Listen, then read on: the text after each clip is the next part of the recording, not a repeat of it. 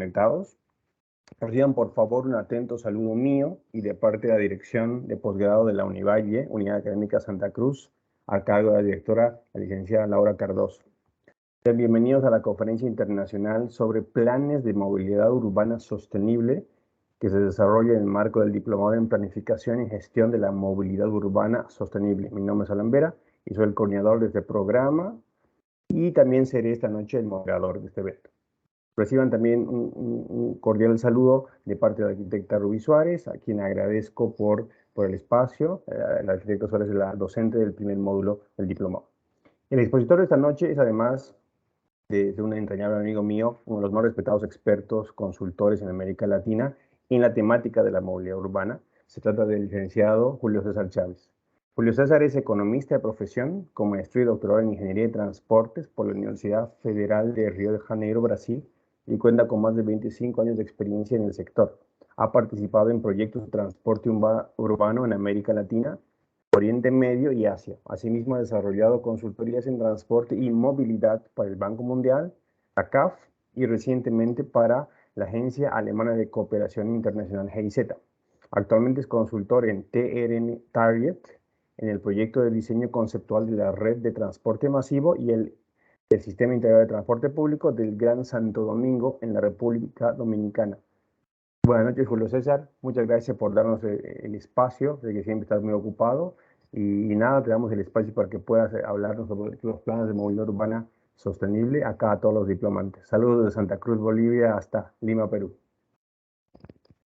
Muy buenas noches, Alan. Muy buenas noches a todos.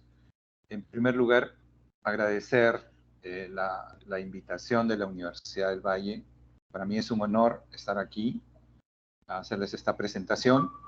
Un tema tan, digamos, tan en boga, ¿no? La movilidad, sobre todo en estos tiempos en que todavía seguimos en tiempo de pandemia. Mi presentación es una presentación interactiva. Yo les pediría a ustedes, por favor, que tuvieran a la mano su celular, ¿no? Aparte de tener la computadora o la PC, me gustaría que tuvieran su celular porque yo les voy a mandar un código para que ustedes puedan interactuar conmigo con la presentación. Es un tema bastante amplio el hablar de planes de movilidad, ¿no? Es realmente todo un curso, así que he tratado de sintetizar los aspectos más importantes, combinándolos con reflexiones acerca de lo que significa tener un plan de movilidad. Así que voy a compartir mi pantalla.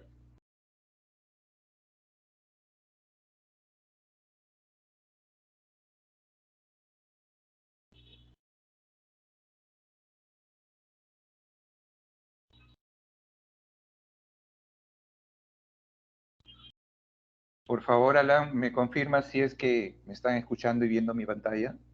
Se ve perfectamente. Adelante, Julio César. Excelente. Muy bien.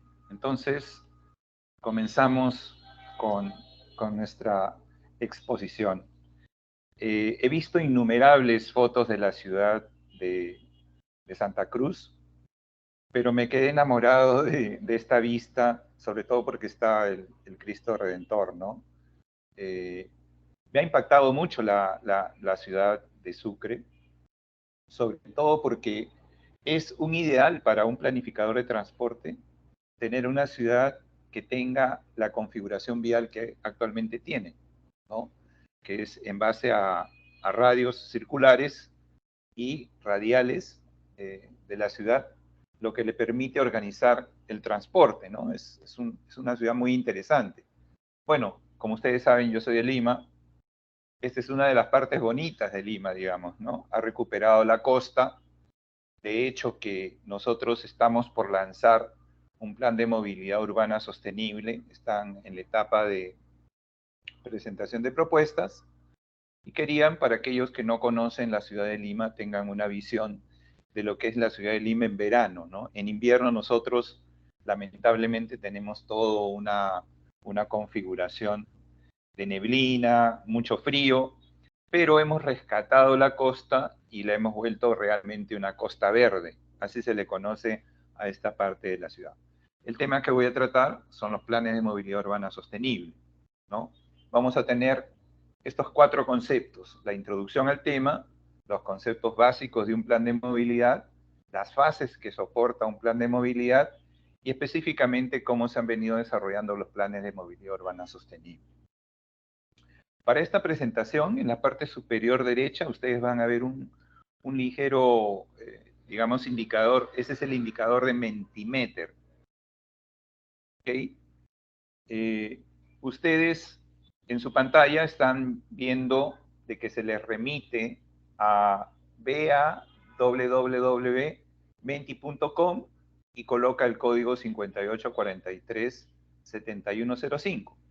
Pues bien, ustedes entran a su celular, en la parte de búsqueda, ponen menti.com y colocan ese código. En su celular le van a pedir ese código. Ingresan ese código y les va a permitir escribir de dónde son ustedes, digamos, si son de Sucre, Bolivia, si son de Cochabamba, Bolivia, La Paz, Bolivia, o si a nivel internacional, a qué ciudad y a qué país pertenecen, ¿no? Para ayudarlos, vamos a ver si es que voy a ingresar yo también para que, excelente, Sucre, Bolivia, así es. Voy a poner mi lugar de residencia también.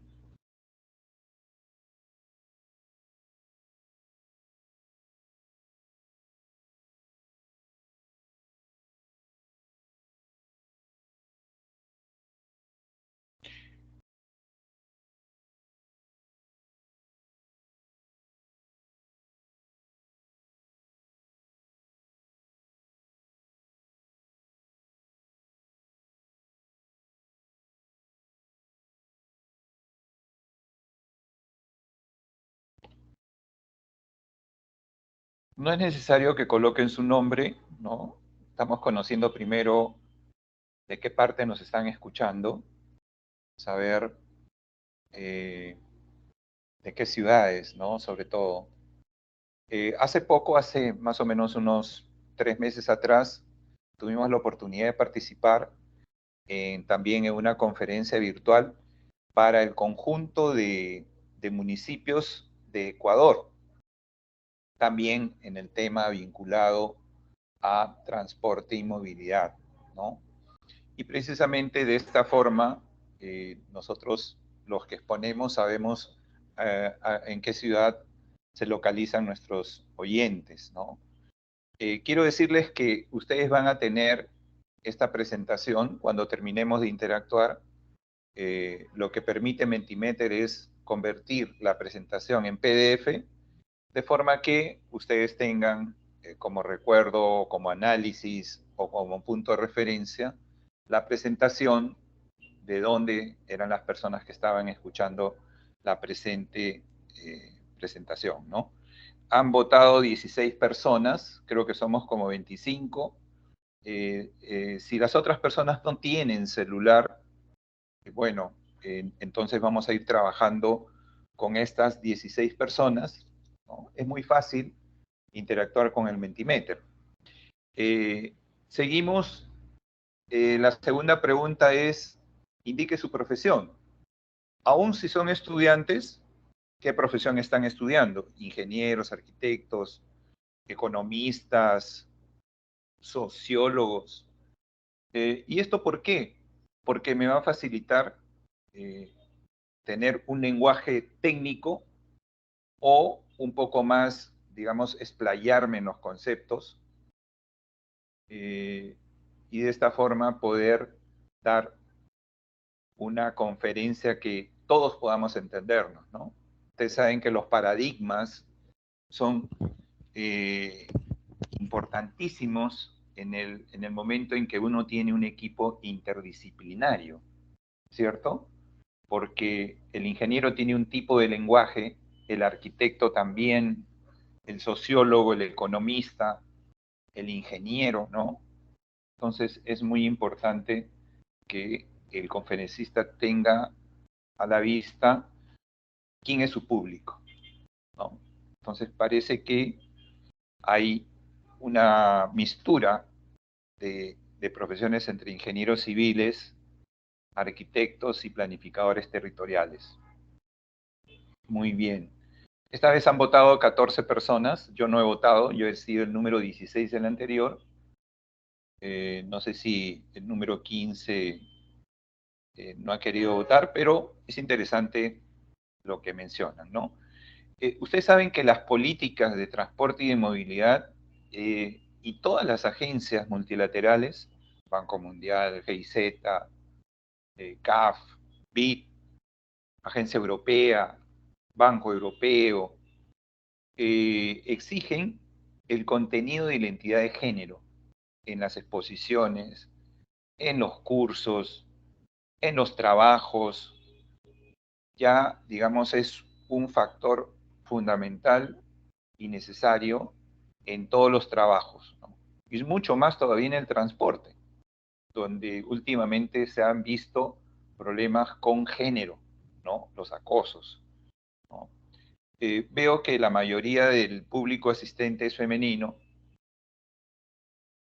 Me gusta mucho porque precisamente una de las herramientas de la movilidad sostenible está dirigida a darle esa facilidad al género femenino para que utilice el transporte público o los medios, ya sea caminar, bicicleta, de una forma segura, ¿no? Sobre todo porque si no es el primer tema, el segundo tema en América Latina es el tema de seguridad, ¿no? Ahora, sobre todo en temas de pandemia. Pues bien, estamos trabajando con 16 personas. Ahora también quisiera saber en qué rango de edad se sitúan. Vemos que hay tantos hombres como mujeres, ¿no? Y esto también denota cierta experiencia, digamos, ¿no? Personas que pueden estar trabajando, personas que están haciendo su segunda especialización. Y esto también es importante para el que va a exponer el tema, ¿no? Con qué público está trabajando, qué profesión, eh, en qué ciudades, y vemos de que la mayoría está pues en una etapa de pleno desarrollo, ¿no? Como es de 26 a 35 años. Excelente, ¿no? En segundo lugar, de 36 a 45, personas con mucha más experiencia, y también personas que están iniciándose, digamos, en el tema del transporte y la movilidad. Muy bien, ahora han vuelto a votar 16, tenemos 17, mientras de repente en el transcurso de la conferencia van ingresando más personas, ¿no? Pero digamos que tenemos 17 personas y ya las tenemos identificadas. Ahora sí entramos de lleno a ver cuáles son los atributos que ustedes valoran en términos de transporte público, ¿no? Ustedes tienen 6 opciones y lo que se trata es de que voten a 6, pero en orden de importancia. Vayan votando en primer lugar, por ejemplo, si piensan de que la tarifa es lo más importante, ponen primero tarifa, después colocan accesibilidad y así, uno por uno. De forma que cada uno de ustedes va a tener un ranking de importancia de los atributos del transporte, ¿no? En mi caso, por ejemplo, yo prefiero que haya disponibilidad de servicio. ¿Por qué? Porque en mi zona no hay pues transporte público, ¿no? Otros dirán seguridad, porque yo quiero ir seguro, no me interesa que el carro corra o de que se dé 1000 vueltas, ¿no? Esto es muy interesante porque si ustedes aplican, por ejemplo, estas encuestas a nivel de todos los municipios de Bolivia, o específicamente trabajan con los usuarios del municipio de Sucre, van a tener una interacción con el usuario de transporte público o con el que todavía no lo usa para fin de afinar las políticas públicas en transporte y movilidad, ¿no?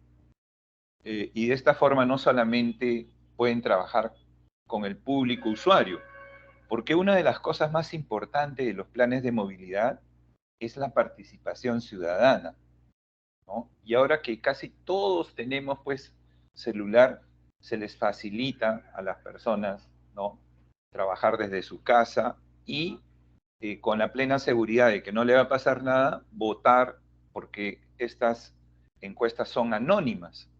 Entonces, mucho más todavía, porque nosotros tenemos el control de cuántas personas votan y cómo van, digamos, moviéndose los atributos, de forma que nuestras políticas públicas sean coherentes con lo que la sociedad requiere.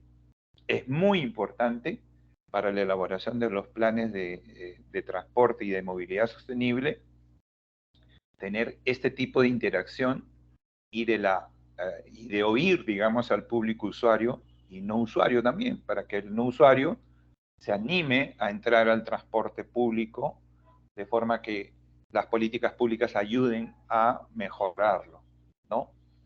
Vemos que para nuestros oyentes, o nuestros, perdón, nuestras personas que están asistiendo a la presentación, lo más importante, o en primer lugar, privilegian el tiempo de viaje, ¿no? Yo quiero llegar temprano a mi trabajo, temprano a mi casa, temprano a hacer las compras. En segundo lugar, quiero ir seguro, ¿no? O sea, quiero ir por una ruta segura, quiero que haya transporte alrededor de donde yo vivo, que la ruta sea eficiente. Esto quiere decir de que no se dé pues 20 vueltas para ir de un punto a otro, ¿no? Disponibilidad horaria. A veces en muchas ciudades, por ejemplo en la ciudad de Lima, después de las 10 de la noche uno no encuentra transporte público. ¿Y qué aparece? El transporte informal, ¿no? Últimamente el modo bicicleta ha crecido un poco, pero igual todavía hay que implementar muchos temas de seguridad con la bicicleta. Y parece que el tema tarifario no es tan importante, o sea, esto es relativo, ¿no? Las 17 personas que han votado, es muy probable que sí tengan los recursos suficientes como para desplazarse en su día a día en el transporte público. Muy bien, y precisamente ese es el tema siguiente. ¿Cómo se desplaza usted en su día a día? Ahí ustedes tienen varias alternativas. Si solo transporte público, si solo transporte privado, si utilizan transporte público más bicicleta, si utilizan bicicleta nada más, si ustedes utilizan más el modo a pie. Y así ustedes también van a tener una idea del público cómo se moviliza en su día a día, ¿no? También es una pregunta muy importante en el momento en que ustedes agrupan a sus stakeholders y al público en este tema de participación ciudadana, ¿no? Y ven cómo la población se va movilizando en su día a día. Las preguntas pueden ser mucho más específicas. Aquí lo que queremos saber es, a grosso modo, digamos, para las 17 personas o 16 personas que están interactuando, cómo es que se desplazan en su día a día, ¿no? Vemos que la mayoría utiliza transporte público, ¿no? El 53% utiliza transporte público y nadie tiene los tres. Esto también da idea de la multimodalidad, ¿ok? Si nosotros tenemos un plan multimodal, sabemos que podemos a este público que utiliza transporte público más bicicleta, darles más facilidades para que las rutas sean de repente más cortas, más efectivas, tengamos identificados los lugares donde vamos a colocar las bicicletas públicas, ¿cierto? Y también acuérdense de que en la pirámide de movilidad, que muy pronto vamos a ver en la presentación, lo más importante, ¿quién es? Es el peatón, ¿no? Bueno, muchas gracias a las 17 personas que han votado, y ahora sí, vamos a entrar a la presentación, ¿no? Ustedes saben que hay un creciente interés en la movilidad urbana. No es la primera vez que toco este tema. Precisamente en la mañana, un colega estaba viendo mi presentación y me decía: Julio César, ¿cómo? ¿En el 2015 tú ya hablabas de movilidad? Sí, en 2015 ya se estaba hablando de movilidad. Hice una exposición precisamente en el interés de cuántos temas de movilidad surgen cuando uno busca, ¿no? Temas de movilidad urbana. Fíjense, en el 2015 habían 1.140.000 resultados en Google sobre tema de movilidad urbana.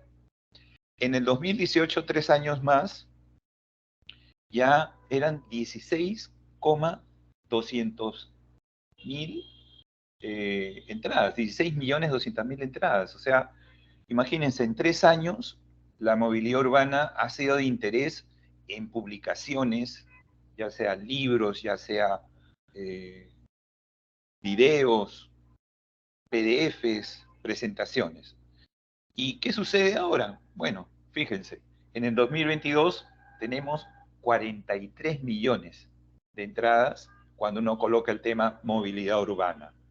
Es decir, el crecimiento del interés en la movilidad urbana ha sido exponencial en estos últimos años y mucho más últimamente, como dije al principio, por el tema de la pandemia. Ahora, si nosotros hacemos esa búsqueda en inglés, ¿no? Fíjense, en el 2015 habían muchos más artículos en inglés, 7,5 millones. En el 2018 subieron a 115 millones de entradas, es decir, fue mucho más creciente el desarrollo de temas de movilidad urbana en inglés, en el idioma inglés, que en el idioma español. Y para el tema para el año de 2022 tenemos 246 millones, ¿no? Es decir, pues se ha trabajado mucho más en el idioma inglés, ¿no? En temas de movilidad urbana. Cuando nosotros querramos hacer alguna investigación, sabemos de que vamos a encontrar más temas en movilidad urbana en el idioma inglés que en el idioma español. Pues bien, pero la movilidad urbana de por sí exige, digamos, un aspecto fundamental y básico, que es la visión de ciudad. Y esta visión de ciudad necesariamente pasa también por una pregunta hecha a los ciudadanos que vivimos en esa ciudad, ¿no? No es lo mismo una visión de ciudad en La Paz que una visión de ciudad en Santa Cruz de la Sierra, que una ciudad como Cochabamba o como una ciudad de Lima. Y precisamente ese es el tema. La visión de ciudad va a requerir una localización. No se pueden copiar, digamos, las visiones de ciudad. Sobre todo porque hay un tema social, sociológico también, de cómo viven las personas y cómo les gustaría vivir a las personas, ¿no? Es por eso que uno de los primeros elementos que hay que trabajar en un plan de movilidad urbana sostenible es la visión de ciudad, ¿ok? Nuevamente, aquí le hacemos una pregunta muy concreta. Yo sé que ustedes viven en casa o en departamento, ¿no? Pero si ustedes tuvieran que elegir entre vivir en una casa o en un departamento, ¿qué decisión tomarían? Fíjense, simplemente con esta pregunta, ustedes pueden tener la idea de si estarían de acuerdo las personas en tener una ciudad compacta de crecimiento vertical o tener ciudades americanas, ¿no? Que son extensas, digamos, y que privilegian el automóvil público, el automóvil privado, perdón, ¿no? Y también ven a las personas que son indiferentes. A las personas que son indiferentes es un público objetivo al cual podemos convencer en base a lo que la mayoría, digamos, quiere, cómo quiere vivir. Ahora, inicialmente vamos a tener una respuesta. Cuando tengamos estos focus group con los habitantes de nuestra ciudad, de repente todos quieren tener casa y se hace inviable pues un plan de movilidad urbana sostenible si todos queremos tener una casa. Muchos quisiéramos tener una casa, nuestro perrito, nuestro jardín, ¿no? Pero habría que ver de qué forma configurar la ciudad, de qué mejor forma configurarla para satisfacer a la mayor parte de la ciudadanía y convencer de que ese plan de movilidad urbana sostenible es lo más adecuado, ¿no? Entonces aquí nuestros 16 participantes, por ejemplo, les desearían vivir en una casa, ¿no? De repente los vecinos hacen mucha bulla, pero eso es ya, digamos, un aspecto complementario, ¿no? Siempre hay que vivir en una sociedad y tratar los temas educacionales conjuntamente con el plan de transporte. O sea, no se trata solamente de que se respete el paradero, con que se respete al usuario cuando entra al servicio de transporte público, sino que se respete en todos los ambientes de la ciudad. Y esa es una de las diferencias de un plan de transporte con un plan de movilidad, ¿no? Acá, por ejemplo, la mayoría les gustaría vivir en una casa, más que en un departamento, y pocos les es indiferente. Pues muy bien, fíjense lo que tenemos aquí, las últimas cifras, ¿no? En América Latina, el tema de lo urbano es muy importante. Estamos dejando de lado la parte rural y estamos entre un 90 y un 70% de población que va a vivir en el tema urbano. Por eso es importante los planes de movilidad urbana sostenible. En el caso, por ejemplo, de Bolivia, que es el color rojito, el tema de la urbanidad está en un 70%. Es un poquito menos que en el caso de mi país, Perú, ¿no? Que se acerca al 80%, 80% de los que viven en ciudades. Eso es importante porque nos denota que debemos prepararnos ya. O sea, no podemos, estamos ya en un margen de acción muy reducido, porque las ciudades no cambian de un día para otro, ¿no? Es todo un tema de trabajo. Ahora, aparte del fenómeno urbano, ¿por qué es que nos preocupa la forma en que nos movilizamos? ¿No? No es solamente por el tiempo de viaje, no es por el costo de la tarifa, no es por la seguridad, es por la contaminación, ¿no? El hecho de que, digamos, tengamos un auto particular, un auto propio, para hacer nuestros recorridos diarios, aparte de que generamos tráfico, generamos contaminación, ¿no? Y esta información es muy importante porque les da a entender qué parte de la contaminación se le atribuye al transporte, ¿no? Si bien es cierto, están todos los modos de transporte, de todas formas, en América Latina esto representa el 40%, ¿no? Aquí están los camiones, los vehículos, los aviones, los barcos, etcétera, etcétera, ¿no? Pero igual, es 40% y es una cifra importante porque, si bien es cierto, ciudades litoráneas, por ejemplo, en Río de Janeiro hay todos los modos de transporte, ¿no? Tienen modo de transporte hasta en barcas, ¿no? Porque se trasladan de Niterói a Río de Janeiro.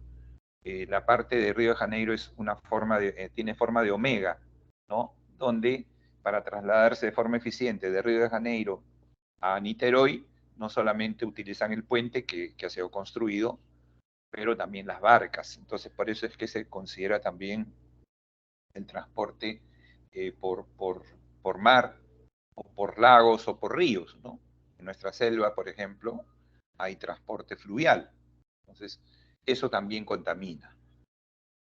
Pues bien, nos preocupa porque en América Latina, ¿no? Aquí tenemos dos países que eh, contaminan o tienen bastante contaminación en sus sistemas de transporte, y es una preocupación el hecho de que nosotros actuemos pues en los planes de movilidad para disminuir esos valores del dióxido de carbono. Fíjense que no está Bolivia.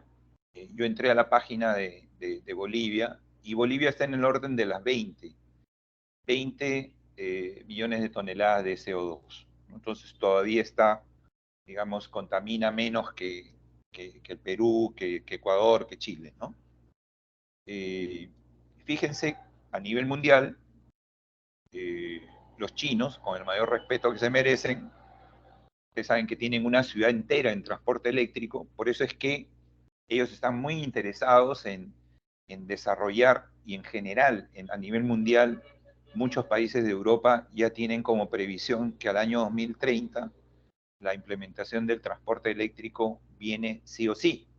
Algunos al 2040, otros al 2050, pero cada vez tienen más en mente de que el petróleo, ¿no? La gasolina, el diésel, definitivamente tienen sus días contados. Pues bien, pero ¿por qué es que se quiere reducir esta contaminación? Primero porque ustedes saben que se eleva la temperatura del mar y parece que se eleva en 2 puntos. Si se elevara en 5 puntos, sería una catástrofe mundial. Entonces, a partir del protocolo de Kioto y el Acuerdo de París, aquí ustedes tienen la gráfica, esta información se las voy a compartir, ya les he mencionado al inicio, el PDF de esta presentación lo van a tener. Se espera pues que al 2030 los países que están en el Acuerdo de París reduzcan sus emisiones en 45%, ¿no? Ahora, ¿eso es factible? ¿Es posible hacer eso? Fíjense que cuando se inició la pandemia, el año 2020, las emisiones se redujeron de 37 millones de CO2 para más o menos 34,5, ¿no? Cercano a 35. Pero en el 2021, cuando ya acabó el confinamiento en la mayoría de los países, ha vuelto a tener un incremento en la emisión del CO2. Entonces, pues, parece que la conciencia duró poco, ¿no? Duró poco porque ya no están obligados, están confinados, pero también porque el tema de la pandemia obligaba a, a no ir, pues, en vehículos donde hubieran muchas personas. Entonces, el auto fue y sigue siendo el medio, como la bicicleta también, más seguro de no contagiarse, ¿cierto? Ese es otro tema también que debemos cuidar. Bueno, estamos viendo de por qué el tema urbano es importante, cómo queremos vivir, la visión de ciudad. Acabamos de ver también por qué es importante pues, la movilidad para no estar contaminando nuestro planeta. Y fíjense, este tema de ciudades compactas y ciudades dispersas todavía sigue en discusión, precisamente porque las ciudades compactas, ¿no? El virus se desplaza a mayor velocidad, se contagian mucho más rápido. En Europa, por ejemplo, es la clara demostración. Europa tiene ciudades más compactas que América Latina y la mayor cantidad de fallecidos y de contagiados han sido pues las ciudades europeas, ¿no? España sobre todo, ¿no? En fin, en Perú, por ejemplo, también hubo una cantidad significativa de fallecidos y contagiados, pero no por el tema de lo compacto, ¿no? Hay que distinguir también, hay una ligera diferencia entre la atención en hospitales y las ciudades compactas. Entonces, un problema tiene que ser visto desde diferentes puntos de vista. Es decir, las ciudades compactas, a pesar de su sistema de salud más desarrollado completo, tuvieron un significativo, digamos, impacto por la pandemia. Pero, ¿qué ha pasado en América Latina en relación al uso del transporte público? Pues miren, acá tenemos, no sé por qué, esto es información de Movit, no sé por qué no está registrado, busqué el tema de Bolivia, pero no está, Movit aparentemente no tiene información sobre Bolivia. He conseguido información de Argentina, Brasil, Chile, Colombia, Ecuador, Perú, Uruguay. Y fíjense, no usan transporte público, el límite superior es 11,4%. O sea, el transporte público, personas que ya no usan, 11,4 como máximo y como mínimo, Brasil 2,6. ¿Cómo podemos leer esto? ¿Qué tan cautivo es el transporte público para algunas ciudades, ¿no? De esa forma podemos leer nosotros el tema de cuántos ya no usan el transporte público, porque lo contrario es que están usando. Ahora, también existe la variable que usan menos el transporte público, y ahí sí vemos una homogeneidad mayor, casi un promedio de 45%. Ustedes saben que el trabajo remoto ha significado una disminución de los viajes por transporte aéreo, pero también una disminución de los viajes del día a día, ¿no? Muchos de nosotros trabajamos desde casa, aunque ahora últimamente, ustedes saben que también trabajar en casa no es completamente recomendable, ¿no? Nosotros somos seres sociales, pues tenemos que interactuar con las personas, ¿no? Hay un tema de desgaste también en la casa, sobre todo cuando hay hijos, la señora también trabaja con computadora, los hijos también, nadie se conversa, en fin, es un tema que hay que analizarlo, pero de hecho que la virtualidad va a acompañar el tema del transporte y el tema de la movilidad urbana, ¿no? Es importantísimo saber qué parte de estos trabajos, inclusive los trabajos en el sector público, ¿no? Aquí en Perú, por ejemplo, todavía el 100% del sector público no está yendo a trabajar presencialmente, a pesar de que han bajado los niveles de contagio en la pandemia, ¿no? Es un aspecto que debemos considerar. Ahora, de nada serviría saber o tener intenciones de, de desarrollar un plan de movilidad urbana sostenible si es que no tenemos datos, ¿no? Este es un axioma, ¿no? O sea, lo que no se define no se puede medir y lo que no se mide no se puede mejorar. Por eso es que necesariamente debemos fortalecer nuestros sistemas de información de cara no solamente a los planes de movilidad, sino de cara a todas las actividades económicas. Si no medimos, no sabemos, no podemos compararnos, no hay benchmark, o sea, qué tan eficiente puedo ser si produzco tanto por día, si recorro tanto por día, si mi consumo es tanto por día, si mi número de accidentes por día. Si yo no mido y si esa medición no está bien hecha, no me puedo comparar con los que sí tienen esas medidas y mejoran sus sistemas. Fíjense, esta es una publicación que se desarrolló en la India, que sirve para identificar en qué nivel de servicio se encuentra el sistema de transporte. Vamos a suponer de que tenemos una ciudad X. Entonces vamos a analizarla. ¿Cómo se lee esta tabla? Dice nivel de servicio, que es la primera columna del lado izquierdo de su pantalla. Dice presencia del sistema de transporte organizado. ¿Qué significa esto? Ustedes saben que nuestro sistema de transporte en la mayoría de ciudades latinoamericanas son afiliadores, ¿no? Es decir, no son empresas cuyo capital, digamos, cuya pertenencia del activo fijo le pertenece a las empresas. Generalmente le pertenece pues a las afiliadoras que utilizan su vehículo, se inscriben en la ruta y tienen que pagarle un porcentaje a los que sí son dueños de la ruta. Entonces vamos a ver en qué categoría nos encontramos. Vamos a decir de que estamos entre el 50% de que tienen propiedad y el otro 50% es afiliación. Entonces tenemos un nivel de servicio 2, ¿no es cierto?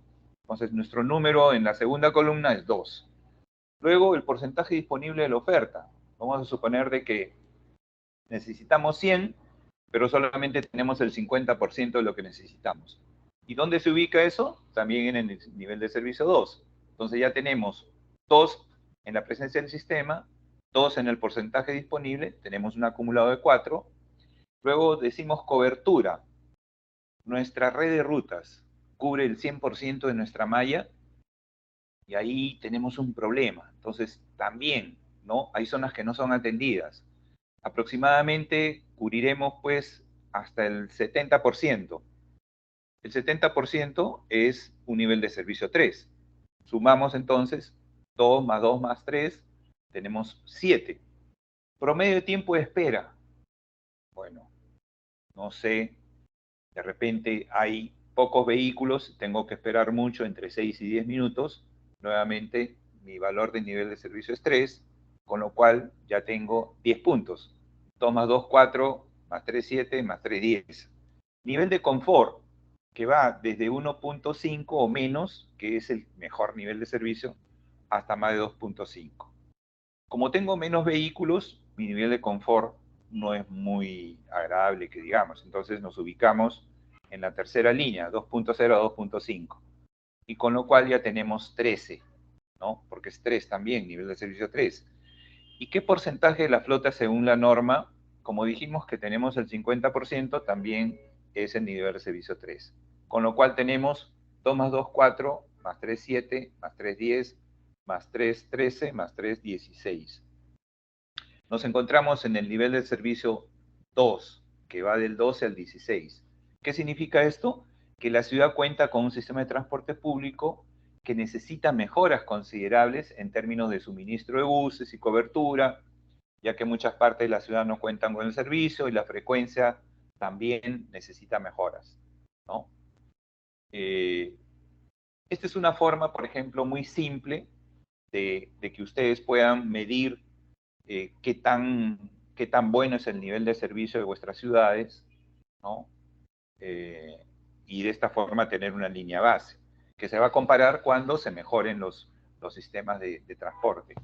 De igual forma, para cada tributo, por ejemplo, este es el tributo de la tecnología, ¿no? Ustedes saben que también necesitamos tecnología en un plan de movilidad urbana sostenible. De la misma forma, nosotros podemos cuantificar y ver en qué nivel de servicio en cuanto a tecnología cuenta nuestra ciudad en términos de tráfico, de información al pasajero, si las rutas tienen un posicionamiento global, si las intersecciones semafóricas están sincronizadas, si tenemos un sistema de recaudo integrado, ¿no? Esto también nos permite a nosotros tomar acciones sobre esas cosas que están faltando en base a los niveles de servicio. Otro aspecto importante en esta introducción al tema de los planes maestros de movilidad urbana sostenible es el tema de las encuestas, ¿no? Y le digo que es extremadamente importante porque tuvimos una mala experiencia aquí en Lima. Ustedes saben que es recomendable tener encuestas cada 10 años, aunque eso también ya se está empezando a cuestionar, dada la alta movilidad que tienen las personas dentro de la ciudad, sobre todo en temas de crecimiento económico, ¿no? Entonces es aconsejable realizar encuestas cada 10 años, pero una actualización o una revisión de estas encuestas también cada 5. Y el tema del número, el tamaño de la muestra es muy importante para que estas encuestas representen la realidad de cómo nos movilizamos, ¿no? Porque se le va a entrevistar a la persona sobre su viaje el día anterior. Estos son los valores que la práctica internacional recomienda. Se los dejo también como referencia para que ustedes puedan contar con ello, ¿no? También tenemos el tema de la sostenibilidad, ¿no? Todos estos temas introductorios de cara pues a desarrollar nuestro plan de movilidad urbana sostenible. Le hemos añadido algo. Fíjense, el círculo de lo social con lo ambiental, ¿qué nos da? Que tengamos una movilidad vivible, ¿no? Eso es lo que se busca, de que nuestro plan de movilidad sea vivible, respirable, que tiene un ingrediente muy importante que es la socialización, aún en estos tiempos de inseguridad.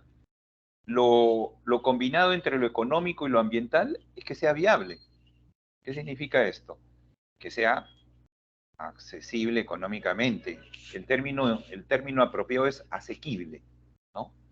Que sea un porcentaje de nuestro ingreso promedio. Y queda entre lo social y lo económico, tema en género, el tema de lo inclusivo y equitativo. ¿Y por qué digo esto? Porque recientes estudios del Banco Mundial y del BID han demostrado que la mujer se moviliza mucho más que el hombre por todas las tareas que conlleva. No todas las mujeres pues tienen el mismo ritmo de vida que un hombre en el sentido de trabajar y estudiar. Las mamás, por ejemplo, a veces se encargan de llevar a los hijos a la escuela, hacen la compra, van al hospital estudian en la tarde, entonces tienen más viajes, ¿no? Por eso es que una política tarifaria debería tener también un componente de a quien hace más viajes, ¿no? El costo va a ser menor, para que no impacte dentro de la sociedad, ¿ok? Es muy importante el tema de la sostenibilidad. No es un etiquetado que repetimos, ¿no? Porque así como se habla de movilidad sostenible, se habla pues de sostenibilidad, de género, de inclusivo, de equitativo. No, que eso no sea una etiqueta, que se plasme en una realidad concreta. Y acá volvemos a la interacción, ¿no? ¿Está usted de acuerdo con que el transporte masivo diferencia espacios para mujeres? ¿Qué significa esto? Por ejemplo, en el metro de México hay un vagón solo para mujeres y para personas de tercera edad. ¿Okay? En otras partes del continente hay una hora en que pasa un bus solo para mujeres.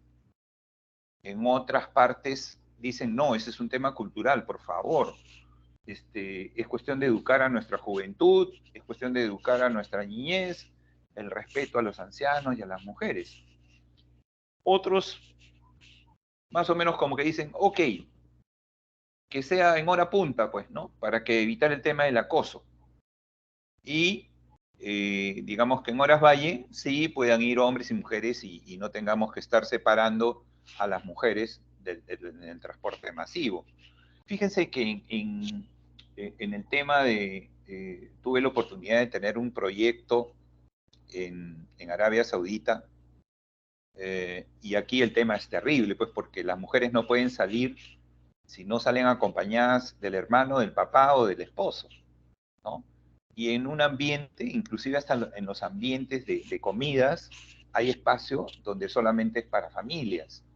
Y en el transporte, cuando tuvimos que diseñar un sistema de transporte para la ciudad de Taif, que es donde veranea vamos a decir, el rey, eh, tenía que contener pues el LRT, espacio solo para mujeres, o con los esposos, ¿no?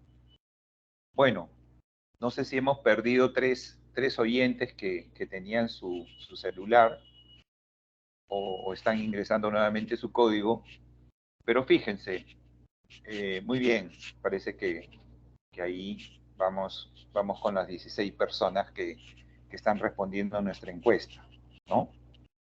Acuérdense de que el 50% de nuestro público es de mujeres y el 50% de nuestro público es de hombres. Pero a pesar de eso, de los 15 que están votando, lógico, 16, no sabemos si las 16 son mujeres.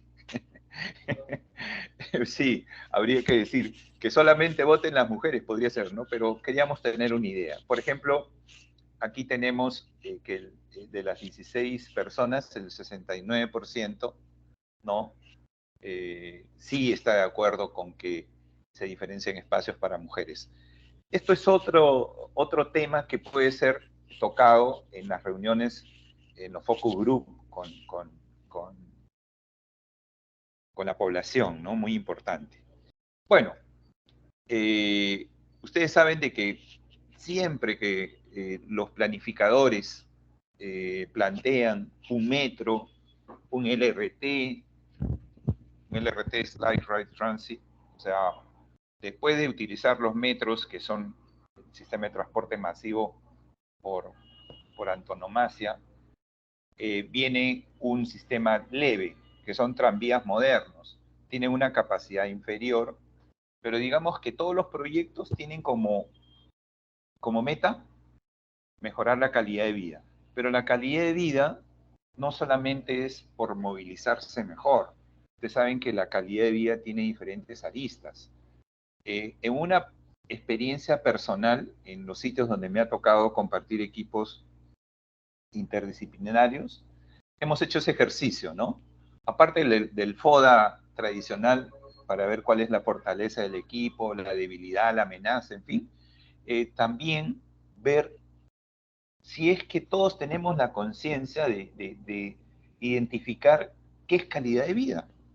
Porque no solamente la calidad de vida básica es tener dónde pernoctar, o sea, un lugar donde vivir, un lugar donde comer, o sea, esa es la calidad de vida básica es dónde vivir, vestimenta y comida. O sea, eso es lo mínimo que debe tener una persona. Pero después hay otras condiciones para mejorar nuestra calidad de vida. El tema de la salud, el tema de la educación, el tema del trabajo, el tema de la recreación, de las relaciones interpersonales, inclusive el tema de la religión, de la autoestima, de la filosofía. Estas 5 aristas me he tomado la libertad de ponerla en la presentación porque es importante que nosotros tengamos conocimiento de lo que es calidad de vida, ¿no? Y digamos, no solamente es tener ropa y vivir en un lugar y alimentarse. Ya, yo aumento mi calidad de vida si me educo, si tengo un seguro, si el medio ambiente que me rodea tiene parques, lugares donde yo pueda tener también una relación interpersonal, un buen trabajo, buenos ingresos. Si toda la población tiene conciencia de la calidad de vida y de sus aristas, va a luchar por ese tema, ¿no? Y también nuestros planificadores y los que elaboran las políticas públicas, lógicamente. Muy bien, aquí tenemos otro tema dentro de lo que significa un plan de movilidad urbana sostenible, la racionalidad de las inversiones. ¿Por qué? Porque cuando identifiquemos dentro de las necesidades de la población de cómo se debe movilizar, aparecerán líneas, ¿no? Rutas que exigen una línea de metro o segregación de buses, o de repente la línea de metro no es necesaria. Ustedes saben que una línea de metro, dependiendo del uso de suelo, perdón, del tipo de suelo, si hay expropiaciones, si es subterráneo, si es en viaducto, los costos van a variar. Pero si ustedes sacan una media de cuánto cuesta un kilómetro de metro con el equipamiento y la operación, ustedes deben decir, ok, yo tengo un presupuesto, pero debo encontrar una racionalidad del presupuesto.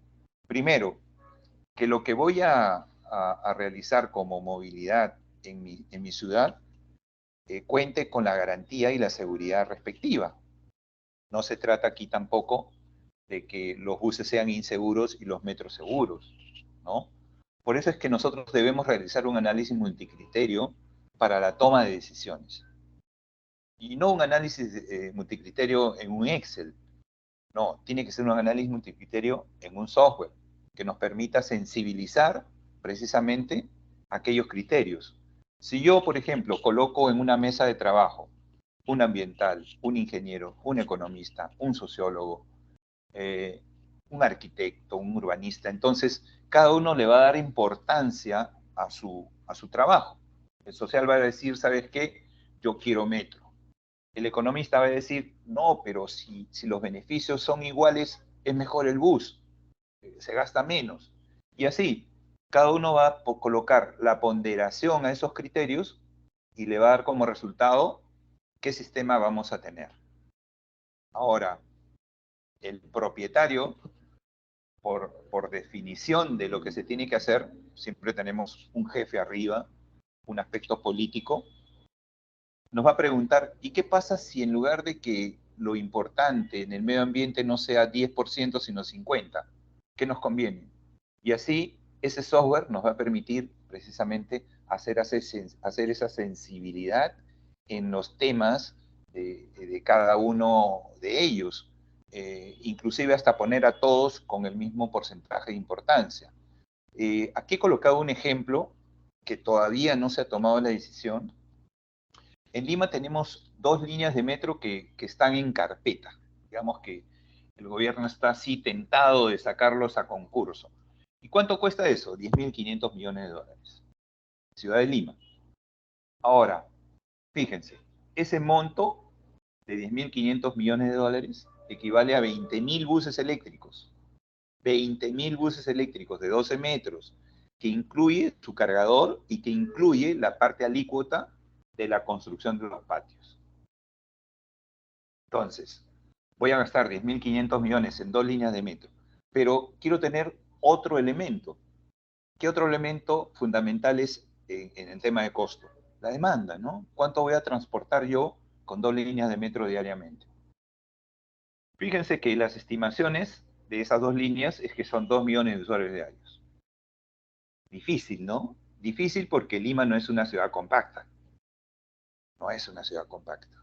Es una ciudad que tiene sus lugares concentrados, pero no es compacta. Y los que conocemos de metros, lo que hemos visto, los que hemos estado en ciudades, por ejemplo en Sao Paulo, una de las líneas de metro carga, sí, 1 millón, pero ustedes ven, pues Sao Paulo no es Lima, ¿no? Y ustedes saben de que no podemos meter a todas las personas porque las capacidades por vagón varían de 1.500 a 2.500 personas por conformación de 5 o 6 vagones. ¿Y cuánto transportan 20.000 buses? 8 millones de usuarios, considerando 400 pasajeros por bus día. ¿Ok? Que según los operadores de transporte dicen, ¿sabes qué? Con 500 pasajeros yo tengo mi bus y mi rentabilidad asegurada. Pues fíjense, es un tema, racionalidad de las inversiones, análisis multicriterio y sobre todo comparar, ¿no? Si las demandas que me van a transportar esa cantidad de pasajeros, esas inversiones versus renovar todo el parque vehicular, y acá está el tema también del medio ambiente. O sea, si yo pongo 2 líneas de metro, ok, sigue el transporte arriba, en la parte superficial, con todos los buses que todavía no tienen esa tecnología eléctrica. Entonces siguen contaminando, ¿no? Es un tema a pensar. Ok, todo esto ha sido una introducción, de forma que ustedes tengan bastantes elementos en el momento en que vayan a iniciar una discusión introductoria de lo que va a significar un plan de movilidad urbana sostenible. Es necesario, es fundamental Estimado que César, esos conceptos, sí, perdón. sí, sí, no, muchas gracias por la posición, la verdad que está muy interesante, me gusta mucho el Mentimeter y cómo es tan interactiva la exposición, como me habías comentado alguna vez y hemos hecho el ejercicio, me parece muy bien. Lo que te pedir un poquito más de velocidad a la exposición, porque lo que quiero también es que los diplomantes te Sí, hagan consultas y eso sí va a servir muchísimo más para ok, aprovechar que estás en vivo conectado con nosotros para que puedas sí, responder seguramente a la consulta que tengan los diplomantes. Muchas gracias. sí, ok, perfecto, perfecto. Vamos entonces, ¿no? Esto lo encuentran en muchos textos, ¿no? Que es un plan de movilidad sostenible, es un concepto, es una pirámide, donde los principales actores son los peatones, luego vienen los ciclistas, el transporte público, el transporte de carga, no olvidarlo, y los vehículos particulares en último lugar. Sin embargo, generalmente no escuchamos, pues, escuchamos kilómetros de ciclovías, pero no escuchamos kilómetros de aceras mejoradas, de aceras accesibles, ¿no? Aquí he retratado yo cuál es la diferencia entre una planificación del transporte y un plan de movilidad urbana sostenible, una enfocada en capacidad y velocidad, lo otro enfocada a una accesibilidad y calidad de vida, como hemos mencionado, la infraestructura como tema principal. En la movilidad se toman más cosas en consideración, más aspectos. Ustedes pueden aquí revisarlo. Planes diseñados para corto y mediano plazo. En el otro tienen ustedes una visión estratégica, planificación sectorial versus áreas políticas relacionadas, evaluación de impacto limitada. En la movilidad urbana sostenible ustedes tienen una evaluación mucho más sistematizada. ¿Cuáles son las guías básicas para elaborar un plan maestro de movilidad urbana sostenible? Se define el área, esto es fundamental, cuál es el área de actuación. Hay que tener mucho cuidado con la conurbación. Es importantísimo como número 2, identificar los stakeholders y con quiénes vamos a cooperar, con qué ministerios, con qué municipios, y hacer de ellos un equipo. Luego también, y esto es parte fundamental, el involucramiento de ciudadanas y ciudadanos, partes interesadas. Tenemos que evaluar nuestras capacidades y también evaluar las capacidades de quienes nos van a ayudar con ellos elaborar una visión de largo plazo y un plan realista de implementación, y sobre todo desarrollar los modos de transporte de una forma integrada. Lógicamente es importantísimo tener una organización de toda la data, una organización de monitoreo de las metas, y asegurar la calidad con el equipo que nos va a ayudar, el consultor o la empresa consultora que nos va a ayudar a desarrollar el tema, ¿no? Aquí vemos pues estas guías en la mesa de trabajo, ¿no? Tienen que haber indicadores, tiene que haber comunicación, la dirección, los recursos financieros, qué tipo de energía. Ustedes saben que hay inclusive sociedades que planifican a 100 años. ¿Por qué? No porque, no porque sean futuristas, sino porque ven el tema de la energía, ¿no? Una de esas ciudades es precisamente una de las ciudades las cuales colinda con Texas en México, ¿no? Porque tuvo problemas con el petróleo. Entonces, ellos dicen, de acá a 100 años no vamos a tener petróleo, entonces ya tenemos que ver cuál va a ser nuestra matriz energética de cara a nuestro plan de movilidad. ¿Cuáles son las fases? Básicamente son 4 fases para desarrollar un plan de movilidad.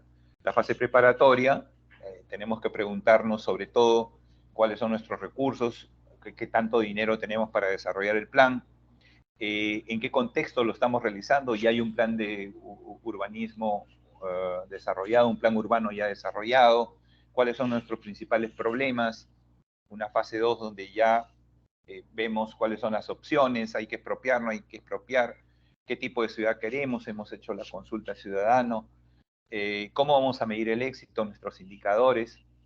Luego vamos a elaborar nuestras medidas, nuestras alternativas, qué vamos a necesitar, quiénes lo van a hacer, va a ser de gobierno a gobierno, va a ser un concurso, etcétera, etcétera, y la implementación y monitoreo en la fase 4, cómo vamos a gestionarlo, cómo lo vamos a acompañar, supervisar, fiscalizar, y qué hemos aprendido. Para cada una de ellas, el tema es pues la generación de recursos en la fase 1, ¿no? Las personas, el tema de la tecnología, el tema del dinero, sobre todo en el tema del contexto, el liderazgo. Tenemos un líder, tenemos una lideresa, tiene que haber un champion en el proyecto, porque si no hay un champion en el proyecto, nuestro plan no se va a poder implementar. Un buen modelo de transporte, una buena definición de los centros de mayor focalización en nuestra ciudad, el diagnóstico tiene que estar bien elaborado, cuáles son los problemas de la ciudad, la seguridad, etc. En la fase 2, necesariamente tienen que entrar todos los ciudadanos y los stakeholders. Ya vamos a definir el tipo de ciudad que queremos y las estrategias, si son diferenciadas por sexo, si es indiferenciada, si es para todos, o inclusive para cada tipo de modo podemos tener diferentes estrategias. En la fase 3, lógicamente, escoger al personal idóneo que va a implementar el plan de financiamiento también, la priorización de los proyectos en los diversos modos de transporte, y en la fase 4, tener el tema de la organización y liderazgo para lo que vamos a hacer, la medición de los indicadores para acompañar cada uno de los proyectos que estamos realizando, tener el libro blanco, el registro de lo realizado, las lecciones aprendidas, eso es fundamental. De nada sirve haber desarrollado todo y no tener un libro blanco de lo realizado. Y algo que nos olvidamos constantemente en lo que significan los planes de movilidad, que es el plan comunicacional. Y por último, en los planes de movilidad urbana sostenible, vemos que hay muchas agencias. Nosotros podemos buscar y encontramos una agencia que nos permite a nosotros efectuar o desarrollar nuestro plan de movilidad. Está la GIZ, la agencia española, la agencia francesa, los japoneses, el Banco Mundial, el Banco de Desarrollo de América Latina, Fondos Life, Euroclima y el Mobilize Your City. Este último, el Mobilize Your City, tiene 21 proyectos, ¿no? Este es de su página web. Ahí hemos identificado cuáles están en andamiento, en curso, porque el tema de la pandemia retrasó muchos de ellos, ¿no? Entonces, ustedes tienen ahí para verificar. En el tema, por ejemplo, de la ciudad de Córdoba, estaba previsto en el 2020 ya tener listo su plan de movilidad urbana con sus diferentes fases, pero todavía no, como pueden haberse dado cuenta, no está terminado. Lo mismo en la ciudad de Antofagasta. Ahora, hemos colocado las fases porque cada uno ha priorizado fases en detrimento de otras, por eso es que hemos colocado qué es lo que han priorizado dentro de sus fases. En La Habana, Cuba, también hace poco han estado, creo que cerrando el tema del plan de movilidad sostenible en Cuba. Estamos en 2022, pero todavía no se ha cerrado. En Arequipa también hay un plan de movilidad, todavía no se ha cerrado, sigue en curso. En Guadalajara, México, igual, ¿no? Es importante ver el tema de las fases y que puedan ser comparables unas ciudades de otras, ¿no? Por eso las he rescatado para que ustedes puedan analizar cada una de ellas. Y en programas de movilidad y transporte en Bolivia, de hecho, no podía dejar de lado qué planes tiene Bolivia. Ahí ustedes pueden ver de que hay muchos planes que se consideraban como entrega de 2017. De hecho, en Santa Cruz no se hizo un plan de movilidad urbana sostenible, sino un plan maestro de transporte con la cooperación japonesa, ¿no? Así como otros proyectos. A nosotros nos tocó desarrollar el sistema integrado de transporte de Sucre. Hermosa ciudad, hermosa ciudad. Justo Sucre, donde aparecieron el tema de, del paso de cebra, ¿no? Famosísimo, ¿no? Las cebras, me tocó vivir experiencia propia, las cebras ahí en la Plaza de Armas, orientando a las personas a cruzar de forma adecuada. Y también ustedes tienen un gran avance, que es el sistema de ciudades bolivianas, ¿no? Que definitivamente para 28 ciudades ustedes han armado un dossier considerando todas las características socioeconómicas, físicas y de riesgo de estas 28 ciudades. Es importantísimo ese documento, me encantó leerlo y sobre todo porque va a servirles a ustedes para que en esas 28 ciudades, una vez definidas las connotaciones físicas, sociales y económicas, puedan planificar adecuadamente un plan de movilidad. Y bueno, en esta última parte hemos corrido, he dejado los temas, digamos, de lo que significa cómo hacer un plan de movilidad, porque ustedes lo van a encontrar eso en muchos textos, pero he querido hacer énfasis en toda la parte introductoria, porque si ustedes no tienen en cuenta esa parte introductoria, internalizan el tema de la visión de ciudad, de la seguridad, del tema de la sostenibilidad, de medir la importancia de tener un sistema de medición, no van a poder desarrollar un plan de movilidad urbana sostenible. Bueno, yo les agradezco mucho vuestra atención. Mi correo, en caso no podamos responder todas las preguntas que ustedes tengan a bien formular.